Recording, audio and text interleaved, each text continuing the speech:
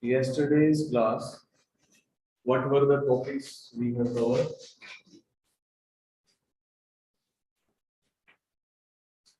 Civil services is like a continuous war or continuous test match. जिसको बोलते हैं. You have to play. There will be good day, bad day, but keep on moving. There is no specific requirement for clearing civil services. Only requirement is you keep on moving, keep on studying, keep on analyzing your shortcomings or mistakes, keep on removing them. You will keep on doing that, ultimately you will be an IAS officer. Okay, nothing else is required.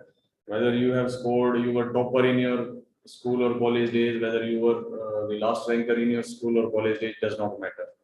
What matters is you have to study in a particular direction.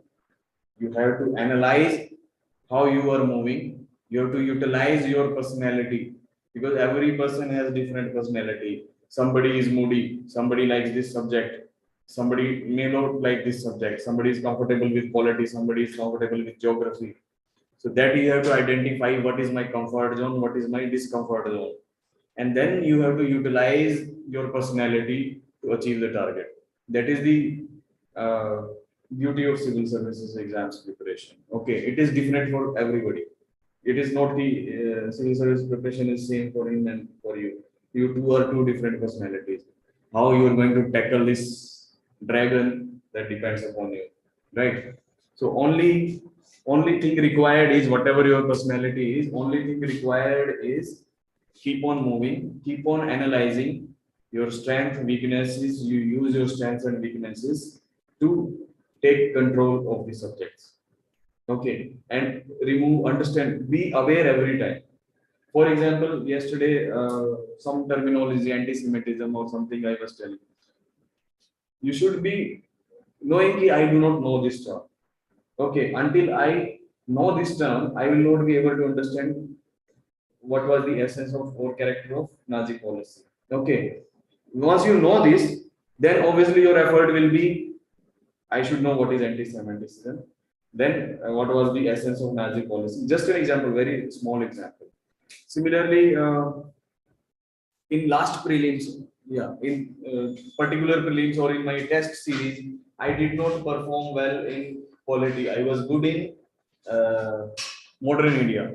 I was good in art and culture, but I did not perform well in polity. Where I did not perform in polity, fundamental rights were okay, but maybe state legislature के questions में I was not comfortable, or governance questions में I was not comfortable. Why I was not comfortable? Because I have not covered this topic, or I do not understand this topic, or something like. So that way, if you will analyze yourself and put yourself on the correct path, ultimately you will achieve this goal. There is nothing too big in civil services. Okay, so that is the thing I want to tell. Believe my words. Toppers like the last ranker, like they go through the same process, same feelings what you are going through. Happiness, sad, something like that. And then sometimes frustrated, but again put on track and move. Okay, it will be like that. So keep on moving, you will clear civil services. Keep my words in mind. Okay. So make your schedule. By this time, I have to complete my syllabus once and get stuck onto that. Leave everything else. Take out some time for your hobby also, because sometimes after some time you will get burdened. Then you need to recharge yourself.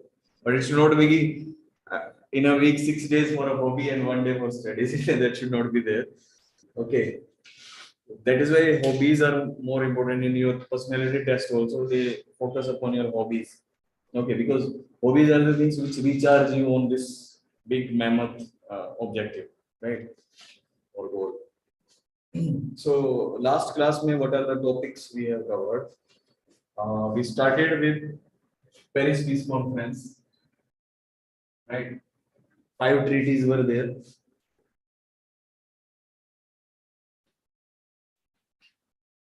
Most important is Treaty of Versailles, and humiliating biased, huge amount, and Germany was the most affected party. Okay. African colonies were taken away. 6,600 million pound. SAR, whole rich region of SAR was taken away. Military was limited to one layer. Very good. Then 5-6 provisions are sufficient. Then birth of League of Nations, right? Then it happened in 1920s. Demilitarization of Western Front and Eastern Front. Western Front means Rhineland area. Eastern Front means Czechoslovakia, Poland, this side area. Germany, east side, west side. Okay. Now 1918 to 39. This is called as interwar period.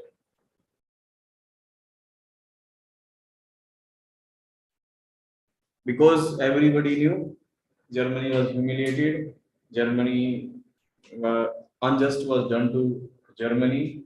So some attempts to maintain global peace. Okay. So 4 plans we have discussed yesterday. What were those 4 plans? First plan.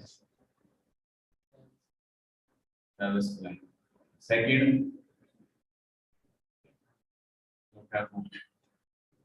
pact or treaty. Third,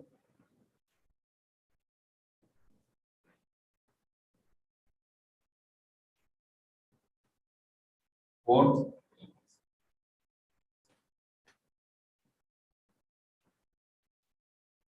you need to remember this because these are the part of appeasement also. Today we are going to cover appeasement policy by Britain and France.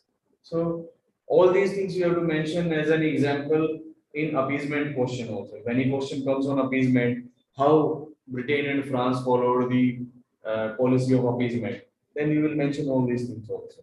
Okay, Britain specifically. So Davis plan mein what was there? As per capacity. What as per capacity? Germany has to pay as per their capacity. 6,600 million pound was too much. Okay. And then 800 million, whatever, gold mark. So it was a help given. Locarno. Demilitarization of Rhineland area or Western Front. Security of Western Front was granted, guaranteed. But Eastern Front was not discussed, it was left as it is. Okay, so Locarno Pact was in violation to or in contradiction with Paris Peace Conference. There, both the borders were, the attempt was made to guarantee peace on both the borders. Okay, so Locarno Pact was in contradiction with Paris Peace Conference. Then Kellogg's-Briand Pact, war not as an instrument of policy making. So in your policy making, you will not include war. Okay, so peaceful attempts should be there. War should not be your agenda of your policy. Like Hitler ka to war hi tha. Hitler focused on war only. Okay, then Young's plan, the total amount was reduced 2,000 million pound, whatever it is. Okay, and then any other thing? That's all. 59 years. Okay. So these were the 4 attempts which were made. Here, even though these 4 plans were brought, but conflict between Britain and France regarding attitude towards Germany was increasing. So ultimately, after some time, these 4 plans did not work out too much. as expected. Okay, and in between, like France has captured Rouen also. All these events somehow antagonized or made angry to Britain. Okay, so Britain was not happy with the attempts of France. So these were the four important things that we have seen. Now after that we have seen the topic of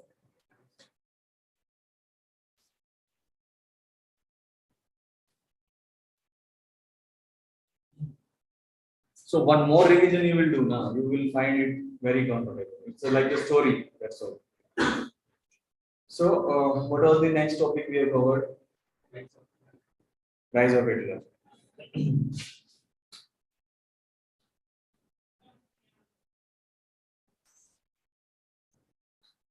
Some reasons we have seen. First reason was Treaty of Versailles itself, right? What was the second reason?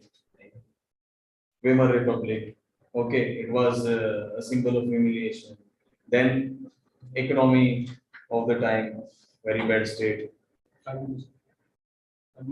Communism, threat of communism, right? Treaty of Versailles. So these were the factors responsible for rise of Hitler. Weimar Republic. Then, sorry, economic conditions. Then rise of communism.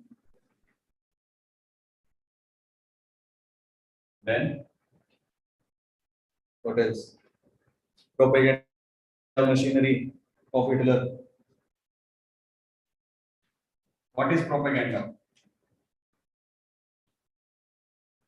Building the क्या बोलते हैं? Building the environment for something. Okay. Like no. Huh? Setting up the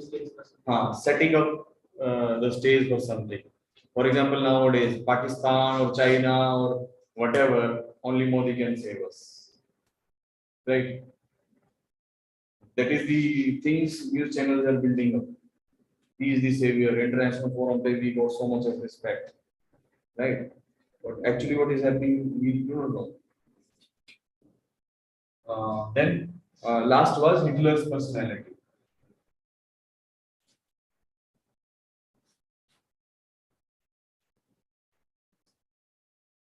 So these that is another thing. So these were the factors which helped in rise of Hitler. Then next we have seen rise of Mussolini. Okay, Mussolini में क्या था? Almost similar factors. Economic condition of Italy was not good, right? Corporate state.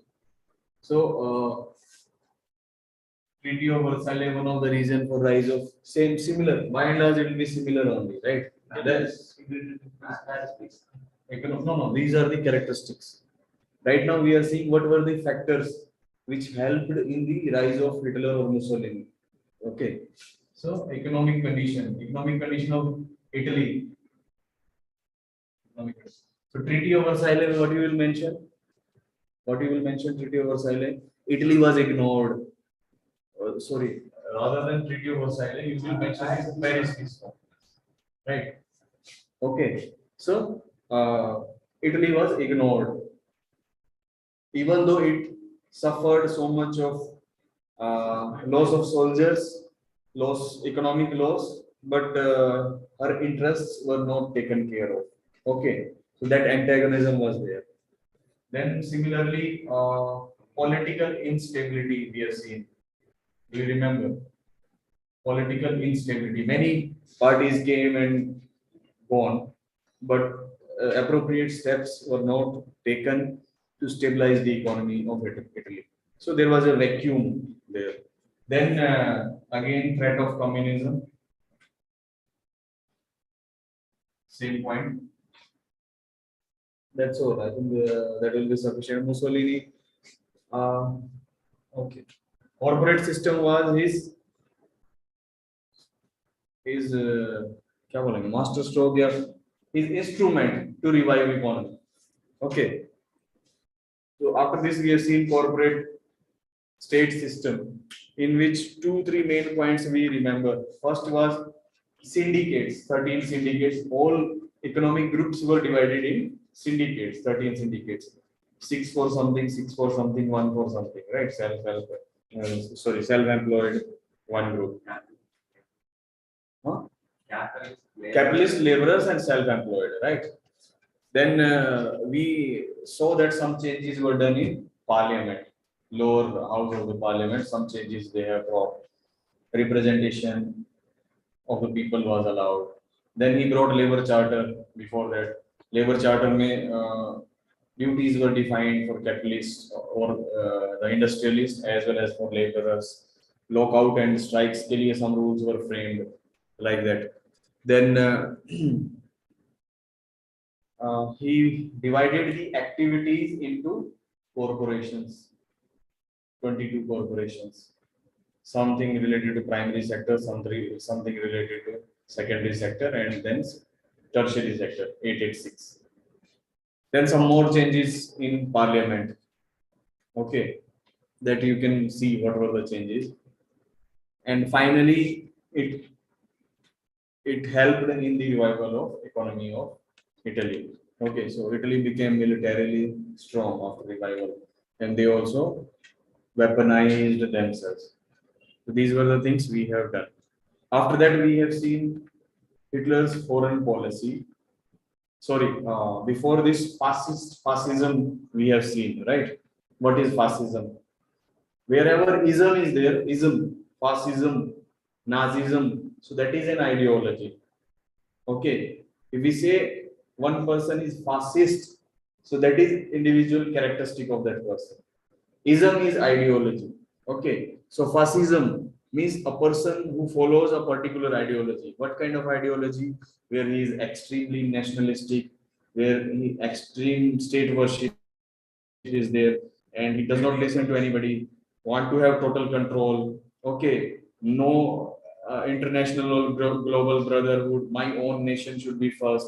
So that kind of ideology is no other religion, no other whatever entities.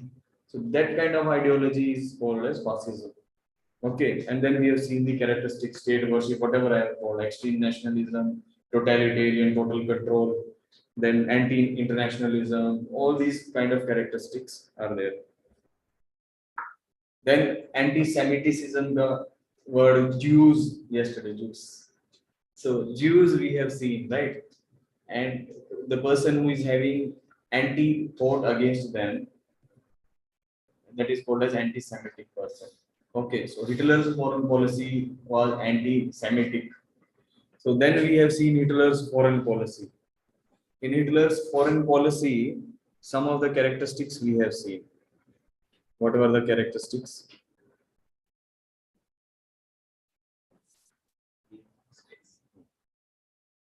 So it was guided by German national interests.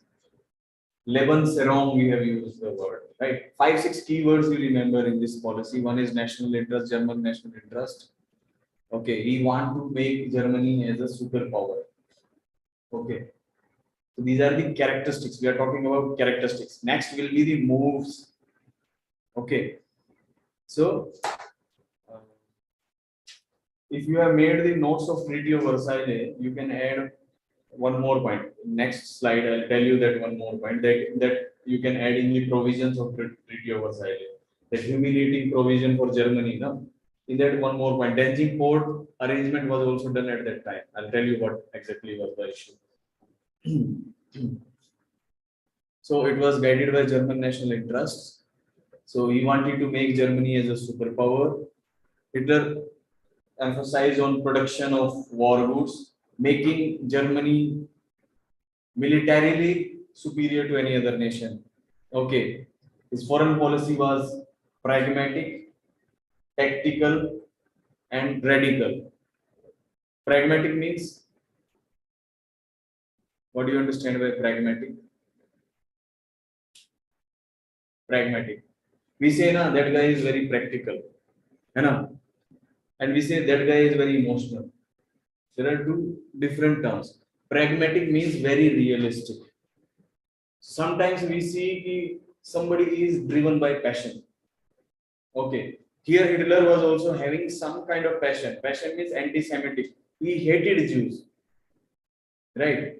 But whenever he was doing his foreign policy moves, it was not he was blindly fighting wars. No, he was strategic. He signed the 10-year non-aggression pact. You will see that. And then he pacified Britain by signing naval pact. Like that, he was very pragmatic. Okay, if I do this, it may cause this problem, right? So he was practical in his approach. As in, blindly out of passion, he was Germany had to make superpower, and blindly he was fighting. This was not like that.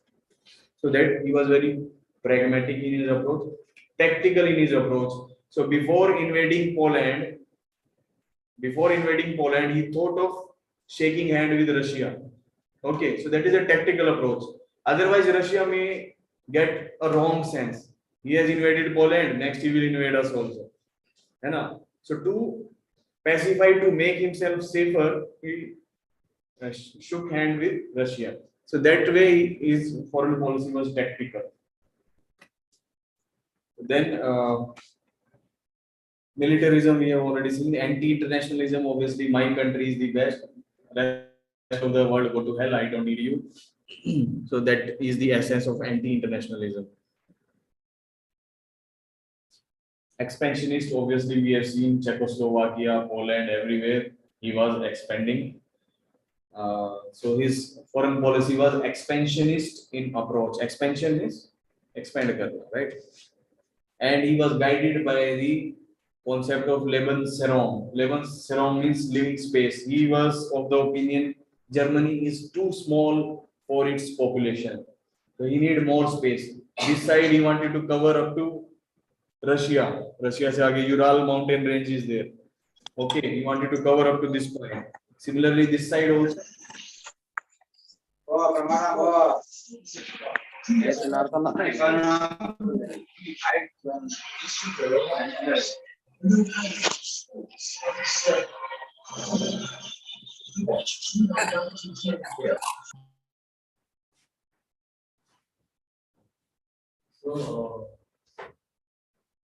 So Lebensraum. Okay. So he was guided by the principle of creating space for themselves. So this side also, western side also, he want to intrude into France, and this side Russia. That much space he wanted to create. Then that's all. Next is third reach. I have told. Reach means bigger empire. Okay, or a big emperor kind of thing, which have so many uh, big territory involved in that. Okay, so earlier first was Frederick, one of the kings in Germany, was popular for that. Then Bismarck, and third Hitler himself wanted to create third reach, the third large empire of Germany, which was dominating over large area. So that was his vision. So he wanted to create third reach. So Austria, when it was annexed, or for that matter Poland, so that was the vision. Okay. So if you use these words in your answer, it will have good impact. Lebensraum, third reach. Okay. Pan-Germanism, okay, fine. So his foreign policy was anti-Semitic. That point you can mention. Anti-Semitic means anti-Jews.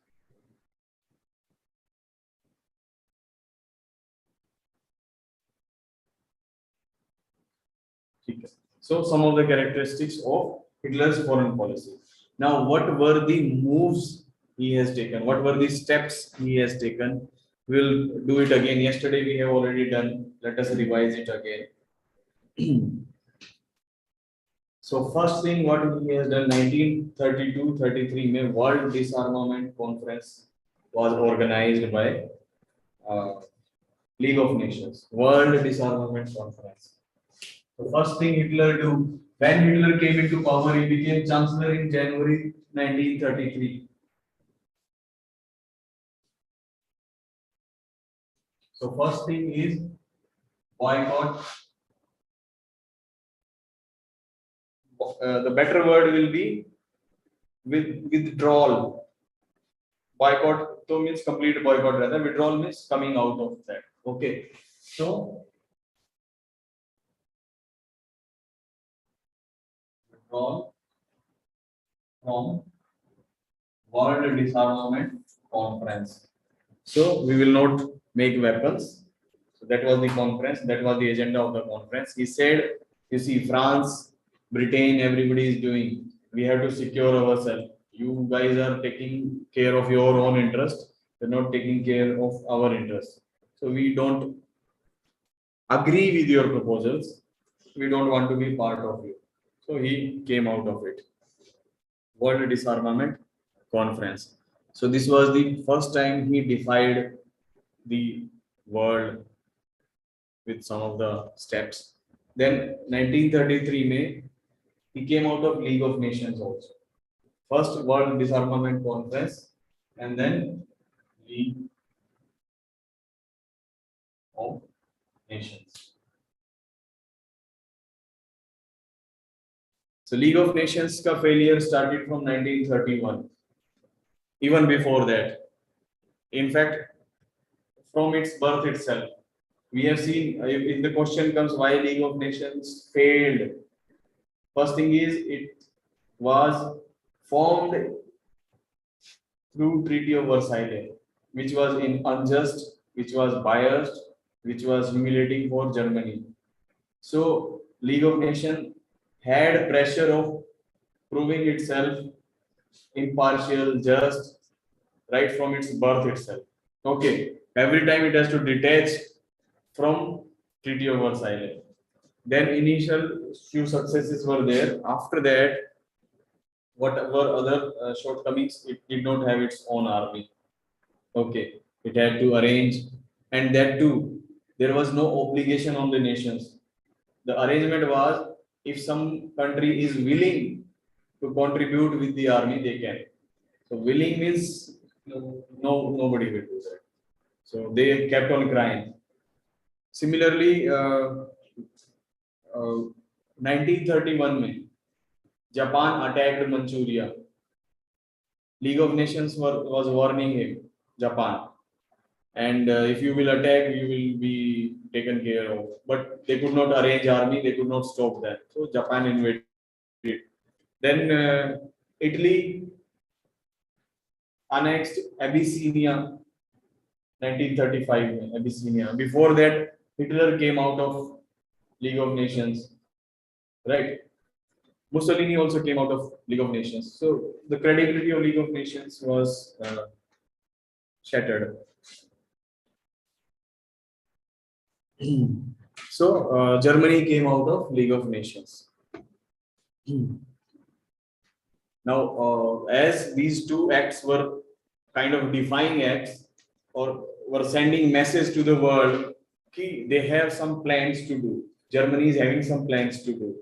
So to pacify the world, what Hitler did, the next step, 10 years non-aggression step, pact, 10 years non-aggression pact with Poland. Don't worry, I'm not going to use my military. Even though I'm not a part of World Disarmament Conference, even though I am not a part of League of Nations, I'll not do anything. So this 10 years, that's why tactical and pragmatic in its approach. Okay. Then region of Saar, 1935.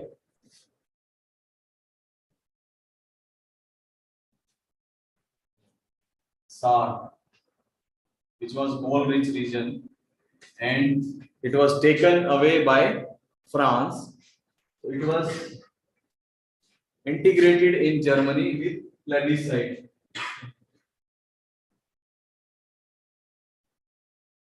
So plebiscite is a kind of voting by the people where they want to be.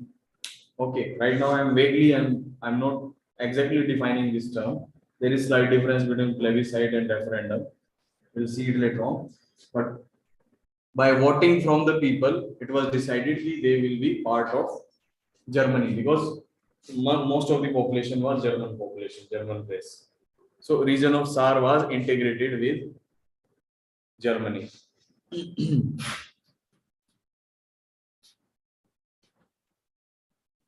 Then March same year, 1935, May, Hitler reintroduced conscription. Conscription.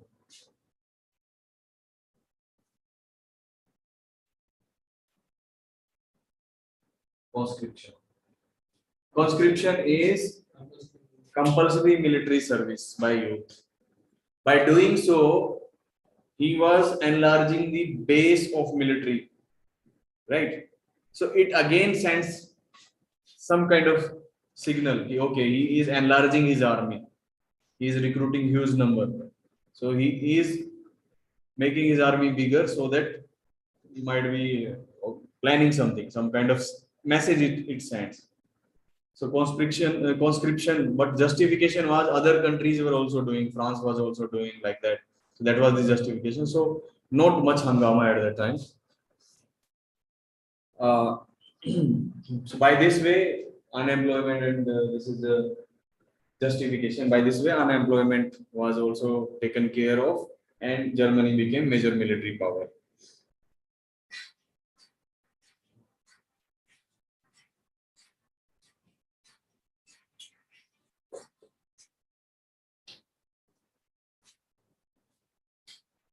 The next step was conscription was done, so it was sending a wrong signal. So he signed a naval pact in June 1935, same year, 1935. Naval pact with Britain.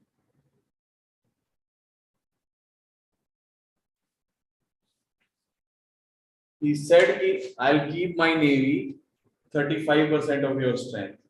Okay, even though conscription and everything is there, I'm enriching my army for self-defense, but don't worry, we'll take care of the navy part. So naval pact with Britain. By this pact, 35% of the strength, navy strength, he will keep as compared to Britain. The next very important thing was remilitarization or the mobilization of the troops. 1936. Remilitarization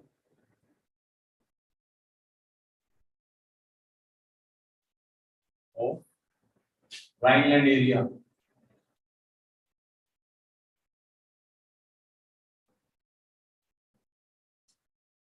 Remilitarization. Even though directions were given, key army troops will go there. If some reaction or response comes from France, then immediately they will come back. But the mobilization was not in such a way that it was aggressive mobilization. Somehow France also did not react. They took notice of this thing, but they did not react. Okay. So Hitler established the troops in the Rhineland area. No aggression was shown, but mobilization was there. Okay. So remilitarization. Why France and Britain were keeping quiet? What was the compulsion? Because they knew Hitler, Mussolini, and General Tojo in Japan. These three guys are countering the communist threat. That was more dangerous. Russia, China. So these countries were having communist ideology, and these threats were somehow impacting these nations, capitalist nations especially, right? So they thought, okay, let him be happy as long as he's not attacking, we are okay. Anyways, he's doing our work by tackling communism. So that's why up to end they did not touch Germany. Okay, and it becomes the part of policy of appeasement.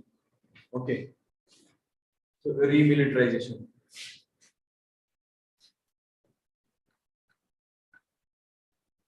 So Britain already been conciliated and France was not in a position. France cried foul. Okay, fine. Next step is Rome-Berlin axis. Italy came. You see, initially Mussolini was whenever some kind of plan by Germany uh, for attacking Austria or for having something in this region, eastern region, Austria-Poland region, Italy used to react against Germany out of insecurity initially. Even Mussolini came in 1922. So 1922 to approximately 1934-35, Mussolini was not having any trust on Germany. Only when he came in contact with Hitler in 1935-36, then he started trusting Germany. So ultimately 1936 May Rome-Berlin axis. So Germany and Italy came together, was formed. Okay. Then November 1936 May anti-Comintern. I have already told Communist International. That was an organization or a forum for communist countries. So against this forum, another pact kind of thing or group kind of thing they have made, which is called as anti-Comintern.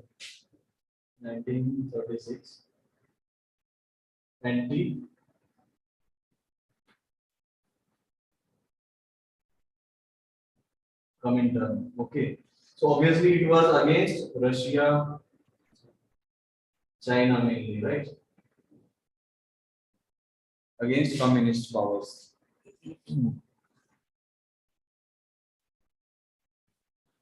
Next step में Japan also joined them 1937. Before this, Rome, Berlin, Axis. Then it became Rome, Berlin, Tokyo, Axis. Okay. Then all these three powers together. Today we will see Spanish Civil War. These three powers took part in Spanish Civil War. 1937 May. Spanish Civil War has happened. These three powers took part in Spanish Civil War, where one side communist or pro-democratic party was government was there. Other side these fascist forces were there. All three, Germany, Italy, and Japan. All three are fascist forces. General Tozo was there. Okay, and in fact, Spain maybe General Franco. We will see that he was there. So all these fascist forces were fighting against democratic, and they were victorious. So with the victory in Spanish Civil War, Hitler got confidence. Yes, we are powerful. We can do anything. Then he was adventurous in his approach. Adventurous means very experimenting and try to test the world. Okay. So this newfound confidence, first thing he did is annexation of Austria. Annexation of Austria. Actually, one word is Anschluss. Not go into that. German word Anschluss. It means forced union. Don't if you want to note down, you can note ANSULLUS, Anschluss, annexation or forced union of Austria. So Austria was attacked and annexed in Germany. Then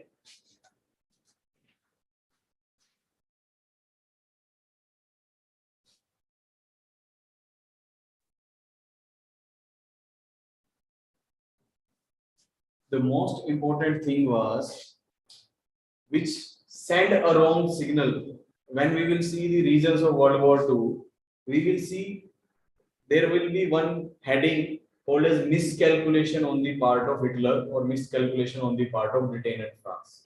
Both way. Okay. What was that miscalculation? So we have seen annexation of Austria. Okay. Annexation of Austria. Next, the important thing is Czechoslovakia.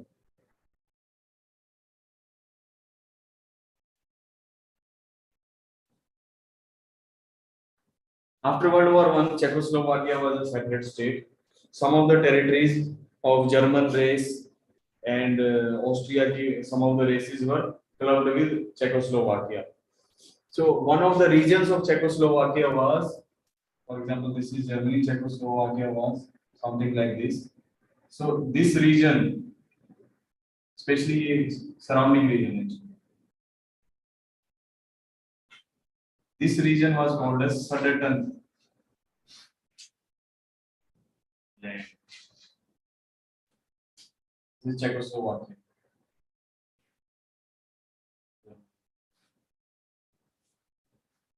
Even though, as per international norms, Sudetenland was part of Czechoslovakia, there was a democratically elected government. Okay, there was a democratically elected government, but Hitler was instigating problem here in this area. And by that time, if you see, this is an event of 1938-39, and Great Depression or Great Economic Crisis happened in 1929. Okay, 1929, 1930s. So next many years, world was unable to recover economically. So because of war, Great Depression, these regions were already struggling economically. Okay, and lot of unemployment and lot of issues were there.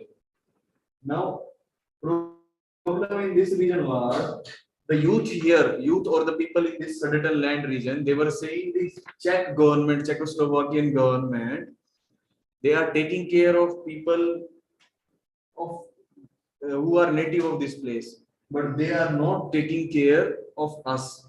Many more people are unemployed. They are not tackling our issues. So that kind of resentment was there in this region. Hitler intervened in that. When Britain and France were objecting, he said, "You call for a conference, you call for a meeting, and you see the issue, what is happening there." And ultimately, Munich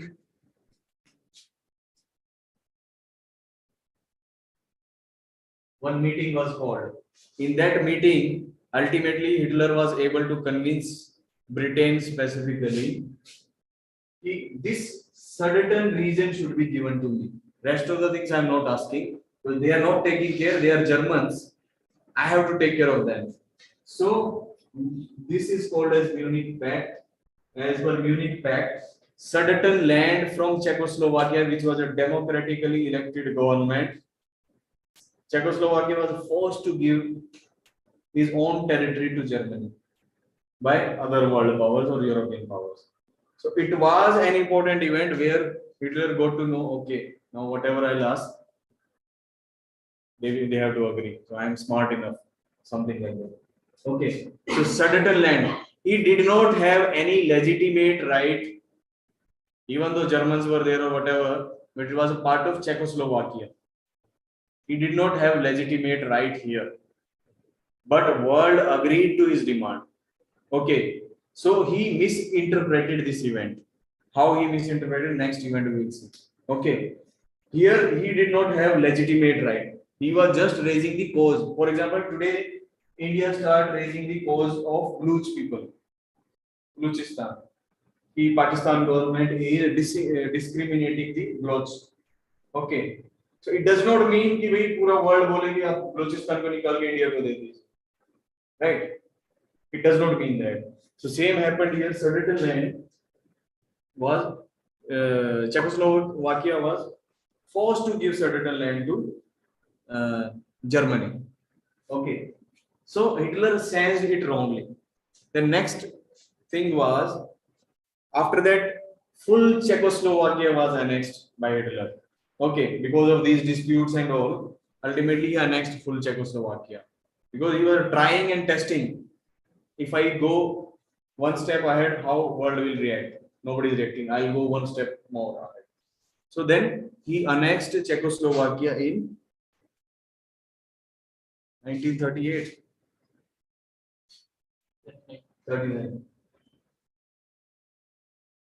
Whole Czechoslovakia.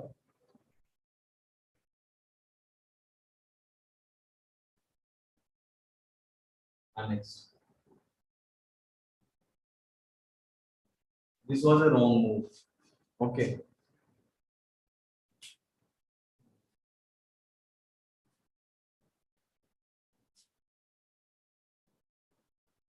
So Hitler was thinking, I am doing so many things, but these guys are not saying. Either they are incapable, they don't have that power to fight with me.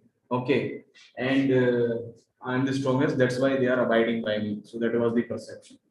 Now next, he asked April 1939. April 1939. He asked for Danzig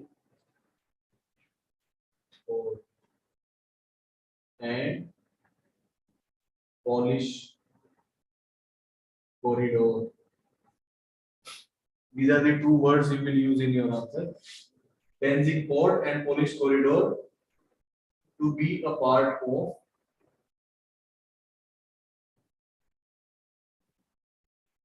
Germany. He demanded that. Now, what is Danzig port? What is Polish corridor? In Treaty of Versailles,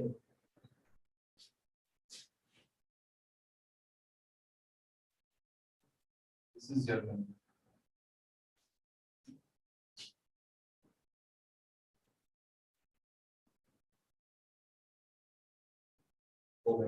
Okay. Here.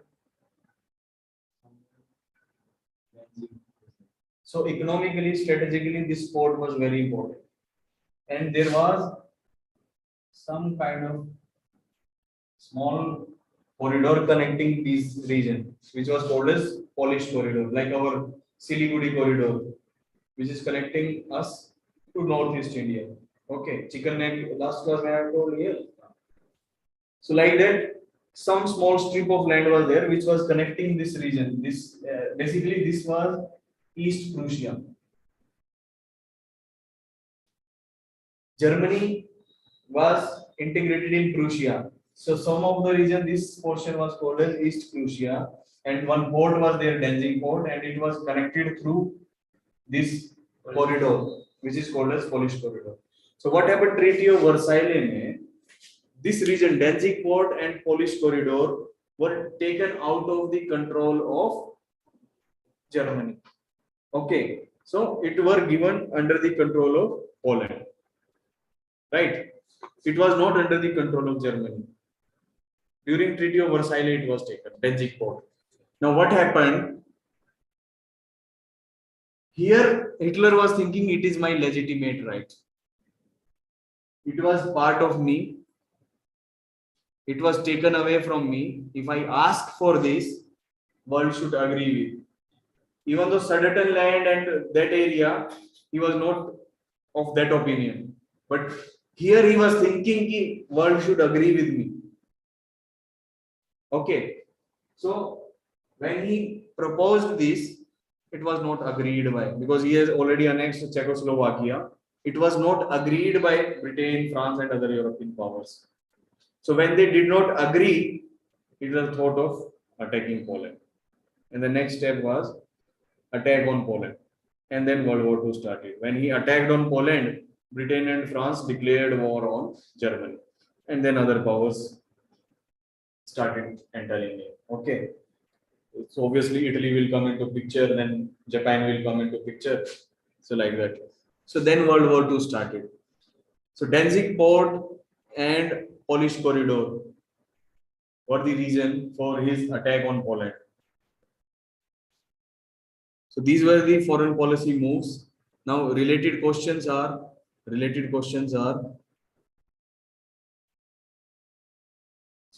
one thing can be Hitler did not want World War. Hitler did not want World War, but his actions ensured that. Okay. So in that you will mention these examples, whatever you can remember, you can mention. If all you can mention, very well and good. How you will write that? Even though he did not think of a global or bigger level war, he thought of smaller local level conflicts.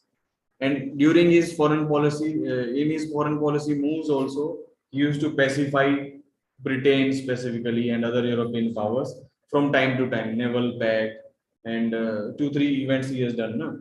So those things you will mention. But his approach was so aggressive and sometimes it breached the toleration limit of the European powers, which ultimately they had to declare war on Germany. And when war on Germany was declared, so Italy and Japan were supposed to help it. So that is how it broke out. Okay. So this is one thing. Hitler did not want world war, but his actions ensured that. Okay. Then another will be what was the role of policy of appeasement in outbreak of World War II. Okay. So policy of appeasement means agreeing to unreasonable demands also to some extent. So in that all these examples we will mention, we'll see policy of appeasement. Whatever we have studied till now, Davis plan, Young plan, keeping quiet when he remilitarized Rhineland area, keeping quiet when he started conscription, when he actually coming out of World Disarmament Conference and League of Nations is not too significant, but remilitarization is significant. Annexation of Czechoslovakia is significant. Achha, before this, one point we have missed. One point we have missed here. One point. Before attacking Poland, he signed an agreement with Russia, which is called as Molotov Pact. If you can mention this name, Molotov.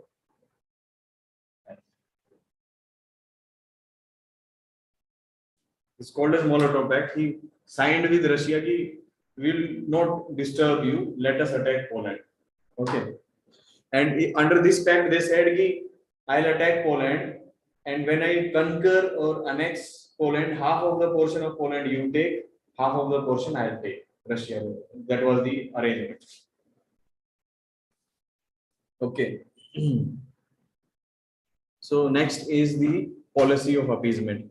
Just appeasement ka meaning is making somebody happy in accepting his or her even illegitimate or unjust demands, like European powers, especially Britain, they did for Hitler and Mussolini, and for that matter, Japan also. Okay.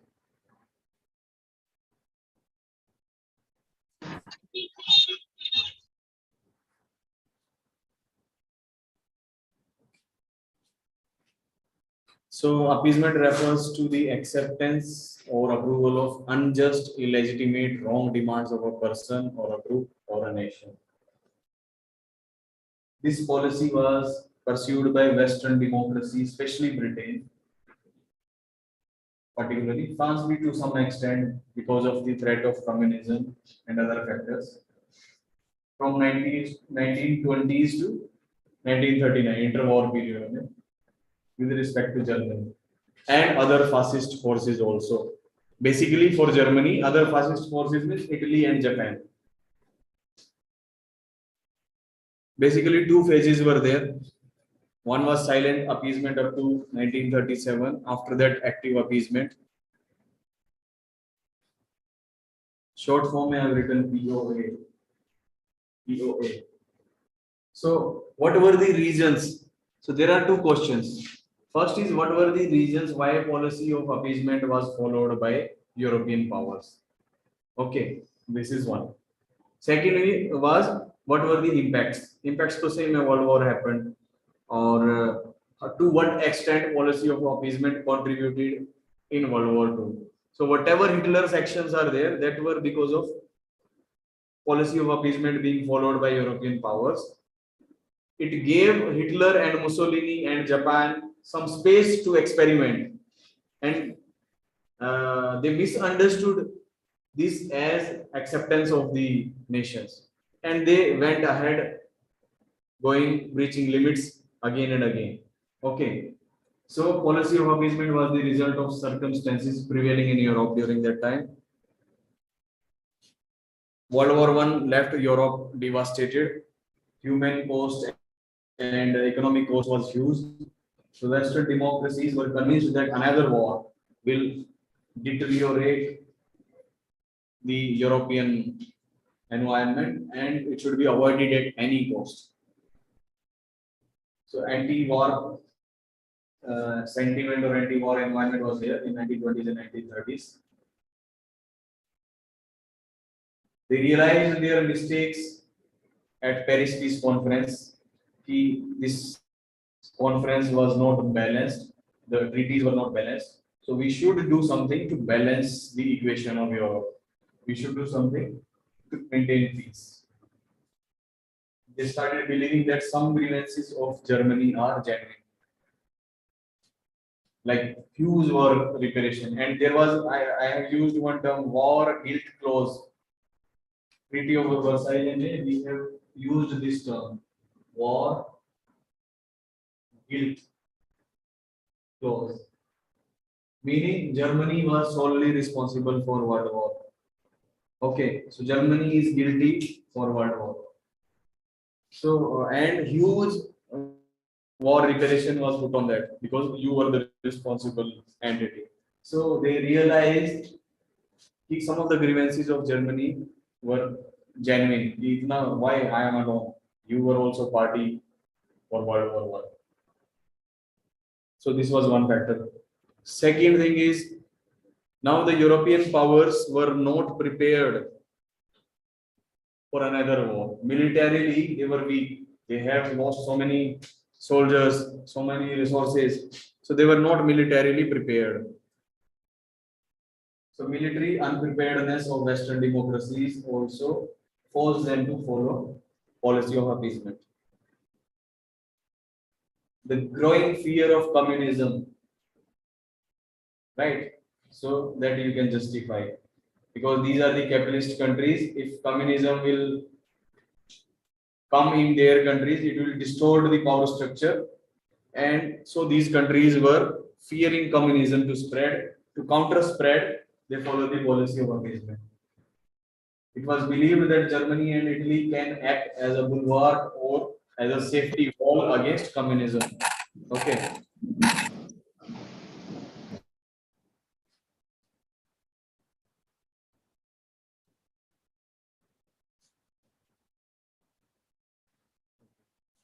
So,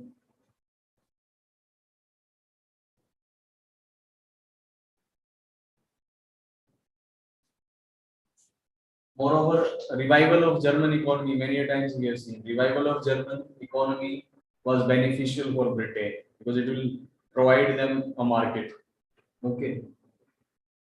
That is why also Britain took softer stand against Germany. They were not very hard against Germany. So British government did not take German aggressive activities very seriously, allowed Germany to violate some of the provisions of Paris Peace Conference. The failure of League of Nations also caused the democracy. Because earlier it was assumed one organization will be there which will take care of the peace of the world. Now League of Nations was losing its respect. So ultimately, the Western democracies thought it is better to keep quiet as long as our interests are not directly getting affected. So the policy of appeasement was followed. League of Nations was set up in 1921. Same background of the League of Nations I mentioned. Russia was not a member, USA was not a member, and all those things I mentioned here.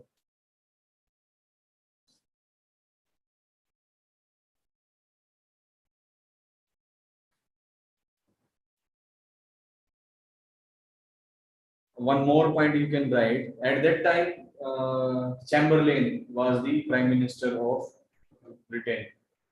He was of the opinion that many of the issues of the world can be tackled by personal contact of the leaders, okay, rather than fighting and all those things. So he was of the opinion that by personal contact and communication among the leaders, many of the issues can be resolved. So British Prime Minister used to contact, used to meet Hitler in understanding his desires and aspirations. So same way Munich Pact was arranged in such a manner only. Okay. Now, if somebody asks you, uh, substantiate means give examples. So in that, these are all the examples of policy of appeasement. Right from starting, we have seen, today also we have revised Tavis plan, Young plan, no serious opposition when Japan captured Manchuria. Okay, League of Nations could not do anything, but other nations also did not say anything. Then successful withdrawal of Germany from disarmament conference and then from League of Nations. Italian invasion of Abyssinia, everything whatever we have read till now, everything comes under as example of policy of appeasement. Then Anglo-German Naval Pact, reintroduction of conscription, remilitarization of Rhineland, emergence of Rome-Berlin-Tokyo axis, ruthless destruction in Spanish Civil War by Germany, annexation of Austria, all these aggressions, but Britain and France kept quiet, USA also kept quiet. So that was kind of policy of appeasement. Munich Pact was the highest point or zenith or the peak of policy of appeasement. Because in this pact, democratically elected governments say you are taking some part and giving to somebody who is aggressor. Okay, so that was the peak of appeasement. After that, he annexed Czechoslovakia, then their eyes opened. Okay, now we can. Then he asked the Danzig port. Then they said, no, no, we will not give now. Okay, but it was too late by that time. So these are the examples of policy of appeasement. Okay. Consequences, it culminated into World War II. It emboldened Hitler, Mussolini, and Japanese General Tojo. They participated in Spanish Civil War. You can write in paragraph also, you can write in points also. So ultimately everything is linked. So whatever consequences were there, uh, like Abyssinia पे aggression है, then Austria पे aggression on Austria, Czechoslovakia, Spanish Civil War, ultimately World War II. So all these actions or all these policies emboldened these fascist powers. Fascist forces could consolidate themselves by using silent support. If at the initial stage itself somebody would have reacted, they might have not grown to that extent, or their confidence might have not grown to that extent. Okay, so that is how you are going to write in your answer. The policy allowed emergence of this Axis power, Rome, Berlin, Tokyo. Same thing. Okay, Spanish Civil War will start afterwards. You have a break, drink water. Okay.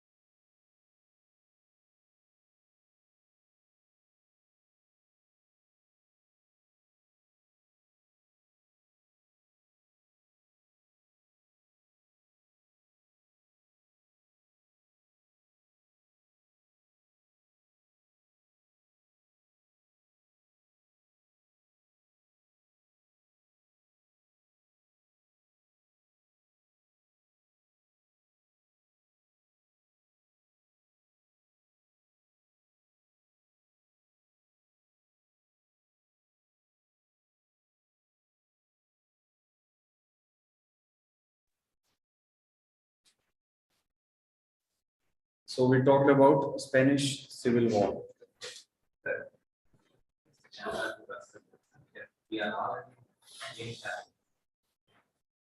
Okay.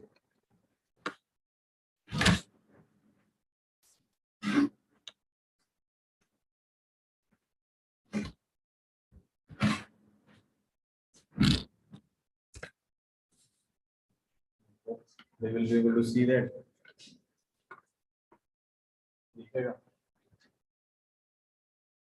Okay.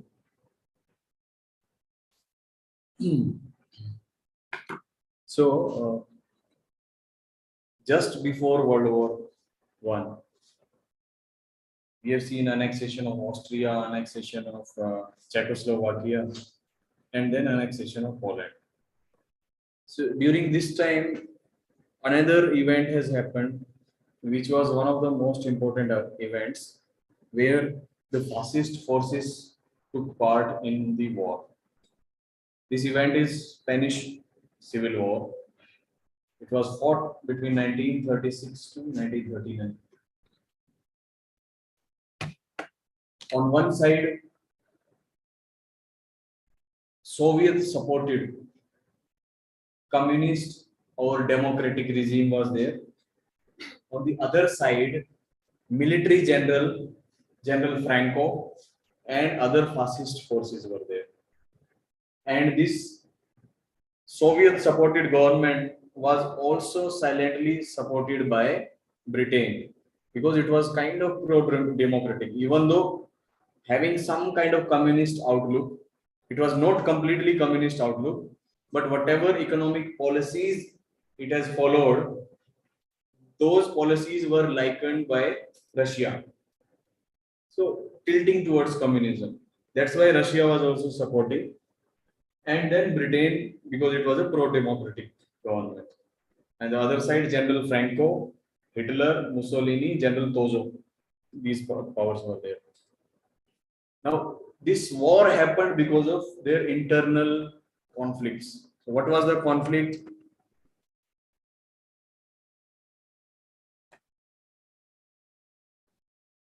1931 में a republic government was formed. Okay. Earlier, maybe some autocratic government or something was there. 1931 में a republic government was formed. Spain was undergoing economic crisis. Now, for economic restructuring, some of the steps were taken. So, one of those steps was government started confiscating big land chunks and using those lands for state purpose, state benefit. Okay. Now, if you see, most of the bigger lands or large areas or estates were held by either church or retired military generals or staffs. Bigger lands they were having, they were exploiting the resources. Okay. Now, because of these abolition of privileges, they got furiated. The churches and the military officials. Most of the estates were owned by military commanders. Church and military joined hand to fight against the government. Soviet, Britain, and France were supporting Spanish government. Hitler decided to support General Franco and the other side. War continued for more than 1 year. In this war, what happened? Germany, Italy, Japan, they used their latest weapons. They used new war strategies, new military strategies. They experimented various war strategies in this Spanish Civil War. Because you see, ultimately, they are not going to lose anything, either side. So they tested all the things. Even civil areas were also bombed. This strategy was also followed. If we bomb a civil area, what will happen? How the nation will react? So civil area of Basque was bombed by these fascist forces. And ultimately, the fascist forces were successful in toppling the democratic government here. Due to this success, Hitler got confidence. So ultimately, Spanish Civil War ka itna hi hai, that's all. That was the reason. So because of victory in Spanish Civil War, Hitler got confidence, and then he dared to annex Austria and dared to annex Czechoslovakia. And due to this overconfidence only, he invaded Poland. He thought nobody can stop me. Because Spanish Civil War, if you remember, the other side, Britain and France were there. So he thought, if they cannot stop me in Spanish Civil War, now even if I annex Poland also, they cannot stop me. Right? So that was the miscalculation on his part. The Spanish Civil War indicated the future alliances also. Future may how which country will be fighting with which country. So those alliances also by and large same only, which were there in Spanish Civil War. And during this war, if you see Russia, Britain, France, they are coming on the same side. Communist and capitalist country came together on the same side. Okay, so that's all Spanish Civil War. So related questions are: Spanish Civil War was a prelude to World War II. Spanish Civil War was a rehearsal for World War II. Something like that. Some questions will be like that. Spanish Civil War emboldened Hitler, which ultimately culminated into World War II. Such kind of questions might be there. Okay. Next topic is World War II. Here reasons, most of the reasons will be driven from whatever we have studied till now. Good thing about studying history in such a way is we know in the next topic also previous content only is going to come. So it is just a sequence. Okay, whatever we have studied till now, everything will be the reason of World War II, right? So it started in September 1939. Axis powers were Germany, Italy, Japan mainly. Allies, the other side, Britain, France, etc., were called as allies. Okay, so Britain, France, Soviet Union, USA, Poland. Today, even though I have brought the details of the war, generally it is not needed. What I'll do, I'll not cover the details of the war today because there are so many nitty-gritties. I don't want you to be confused with those nitty-gritties. I'll filter out something so that plain sequence of events is there. You see, usme so many things are there. Battle of Barbarossa, sorry, uh, Mission Barbarossa, uh, Battle of Atlanta. So many things are there. Atlanta Charter. So let me make a very simple sequence of events so that you don't have confusion. Basically, World War II, broadly four phases में it was fought. Okay. First phase में these Axis powers they were aggressive, they were dominating. Second phase में there were three battles where they had to check means they got some stoppage, and then third phase में things started reversing, and finally they have to surrender. So right now, as of now, you understand this only. Next class में I'll bring the sequence. What happened first? Poland के attack के बाद what happened? Then Phony War was there, like that. Some sequence I'll bring. Okay. So we'll see the reasons now. Factors responsible. Limitations of Paris Peace Conference. You see, from there it is going. So, same question.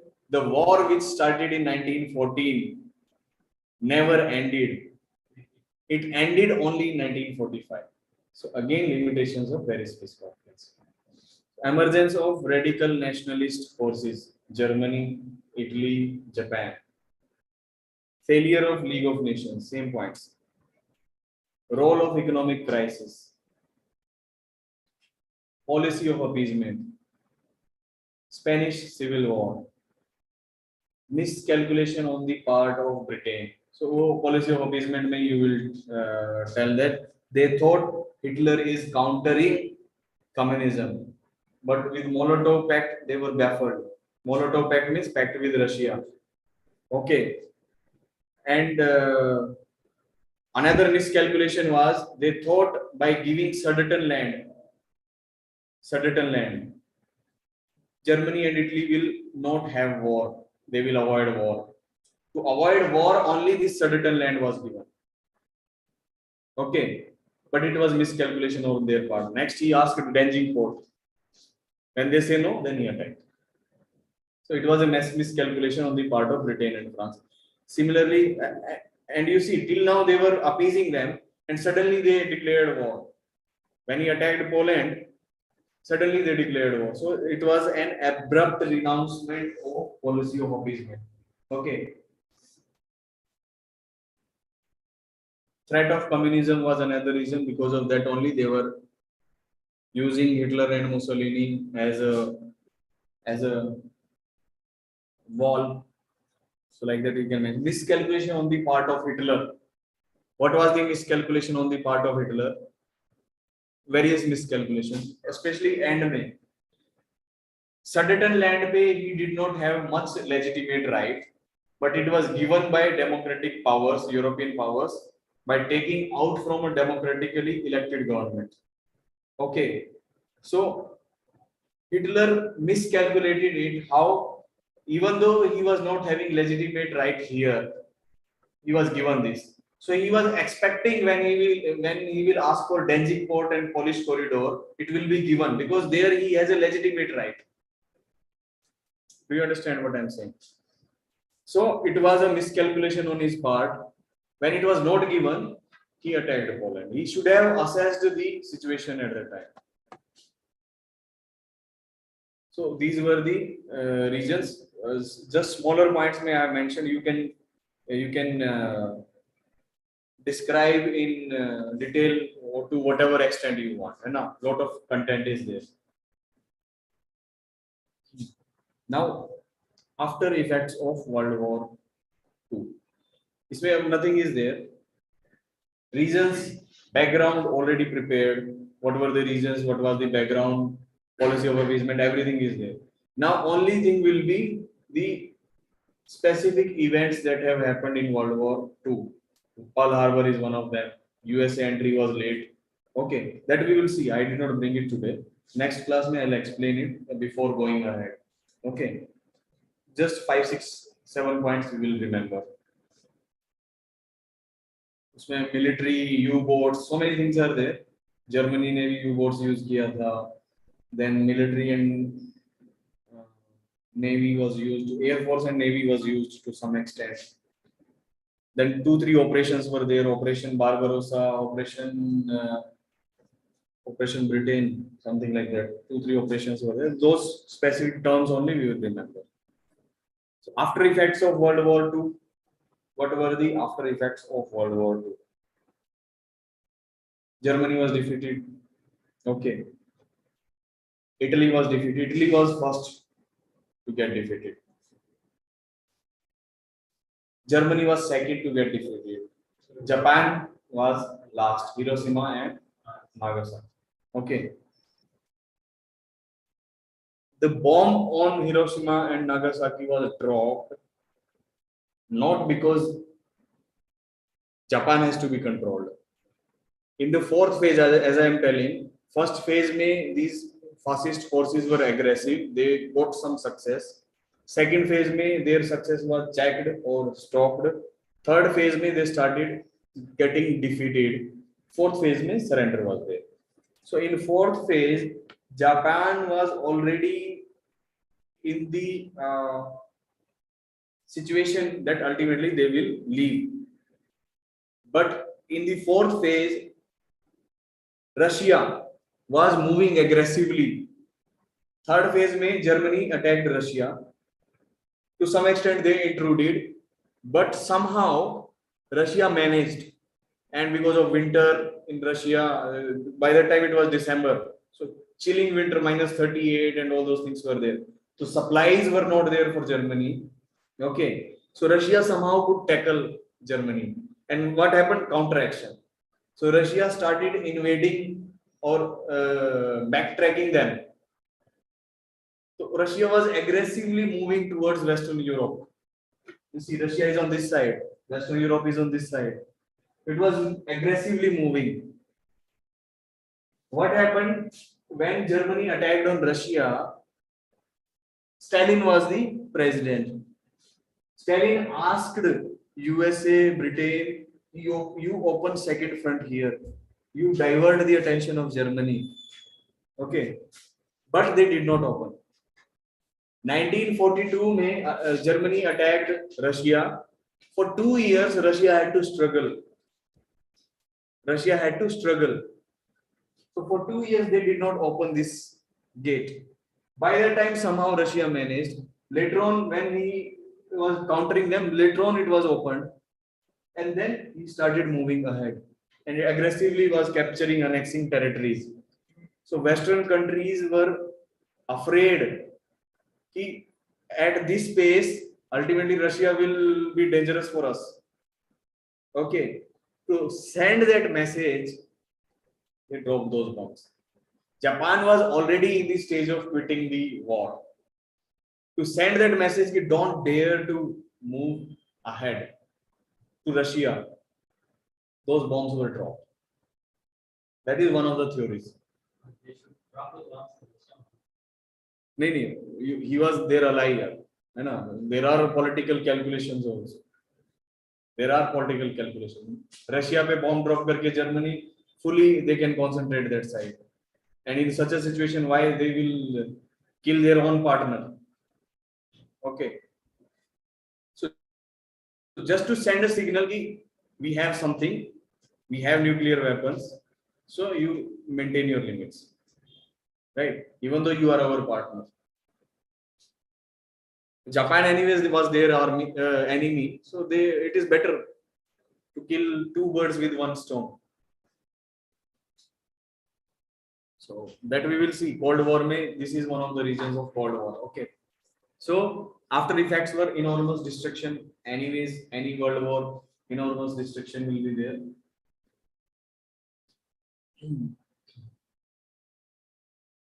So like Paris Peace Conference, there was no single peace done. Have you heard any peace treaty after World War II? There is no peace treaty like Paris Peace Conference or something like that. No. Then nuclear weapon proliferation, it started after World War II. Every country wanted to be a nuclear weapon country. European domination on the world ended, right? USA came as superpower, and after some time, USSR also emerged as another superpower. So bipolar world. Emergence of superpowers, USA and USSR. Decolonization, because most of the European countries were, their economy were demolished. They were not able to administer and control their colonies. So decolonization. India also got freedom. You see, Quit India movement happened in 1942. And after World War, Britain was not in the position to maintain control over India. Our army, navy, everybody mutinied, right? So ultimately, the control of European nations over their colonies became milder after, because they were weak, they could not control. So decolonization started. Europe was also divided in two parts. One is capitalist Europe, another is communist Europe. We will see further in detail.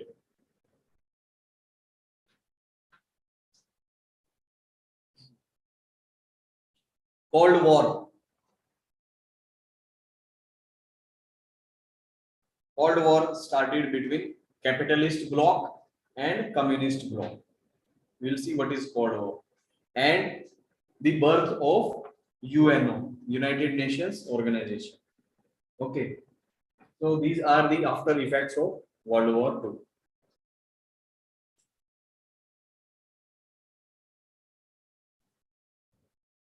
So let us start with Cold War. Anyways, this sequence of the events that we will note down, nobody will ask. Maybe some question on Pearl Harbor entry of USA, or how USA impacted the course of World War II. Such kind of question can come. Or to some extent, Holocaust. What is Holocaust?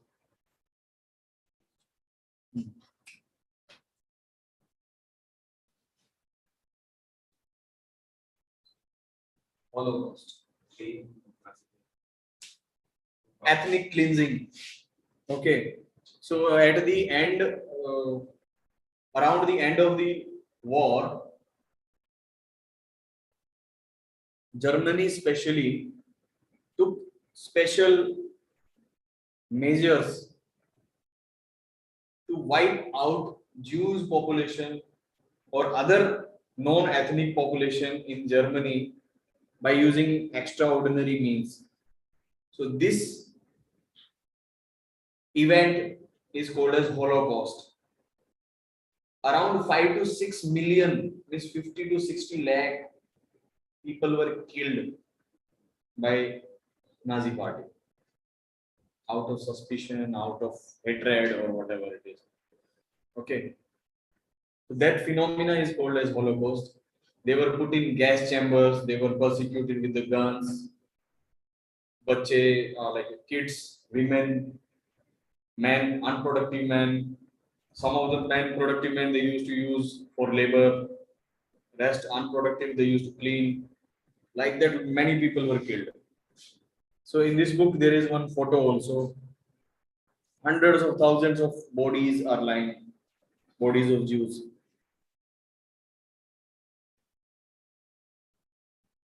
So let us understand now Cold War. So immediate after effect of World War II. What do you understand by Cold War? What is the meaning of Cold War? Cold War.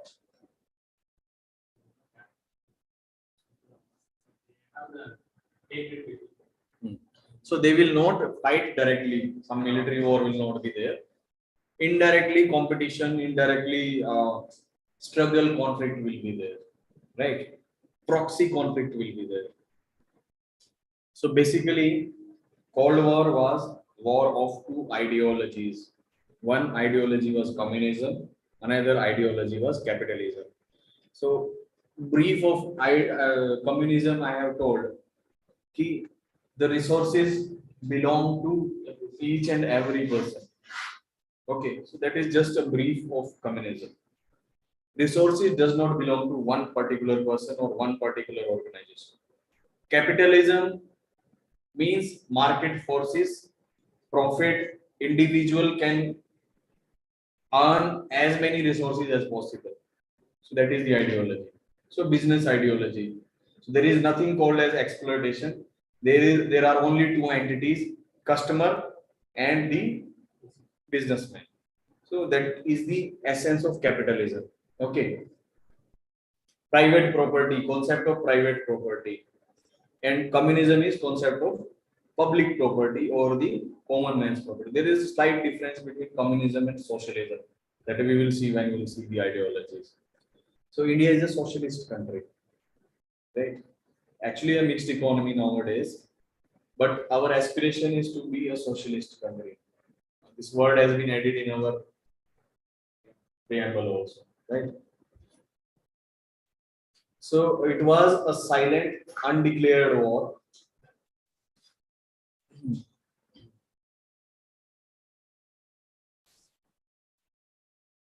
The two blocks.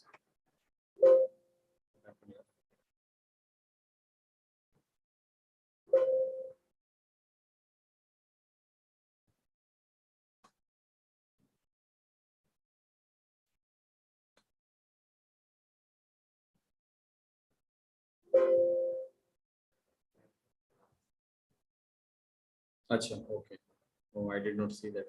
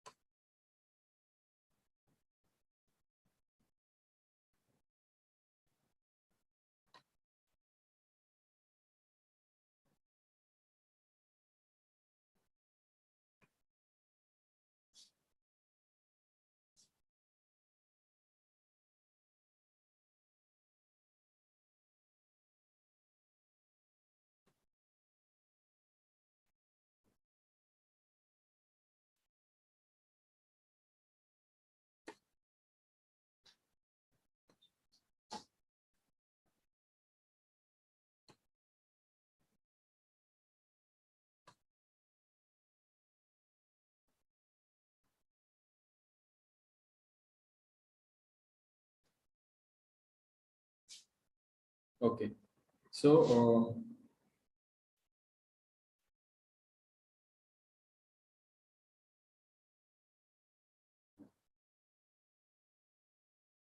so Cold War basically it was a psychological warfare in every arena. At that time, 1945 May, your World War II has ended. After that, there was a competition between two bigger blocks. One is communist bloc, another one is capitalist bloc. Communist bloc main constituents were China and Russia, right? Capitalist bloc all European powers, USA, USA being the leader. Okay, these two blocks they were having hatred with each other, and Russia wanted whatever states are there. If you see the I'll just make a map, rough map. Spain, France, Germany. Rest of the European states you can assume Belgium, and it is Britain. This side it is USA. यहाँ पे Russia, and then Poland. All these smaller nations are there. Okay, and this is Russia.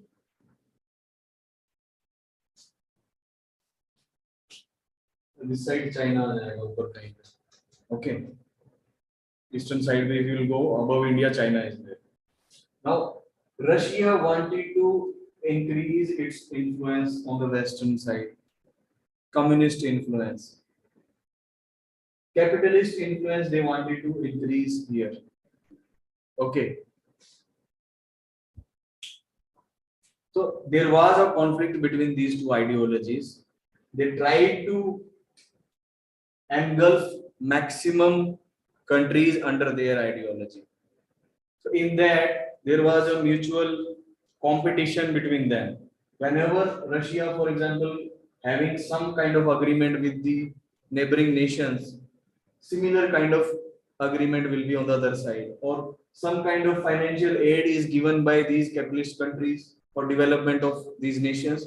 Similar kind of arrangement was made by Russia in his nearby region. Okay, so these states nearby Russia like Poland, Czechoslovakia, these nations were called as satellite states of USSR. This time it was not Russia. We will see what is difference between USSR and Russia. So it was USSR, not Russia now. 1922 May, after Russian Revolution, it came out as USSR, United Soviet of Socialist, United Socialist Soviet Republic, something like that. Okay.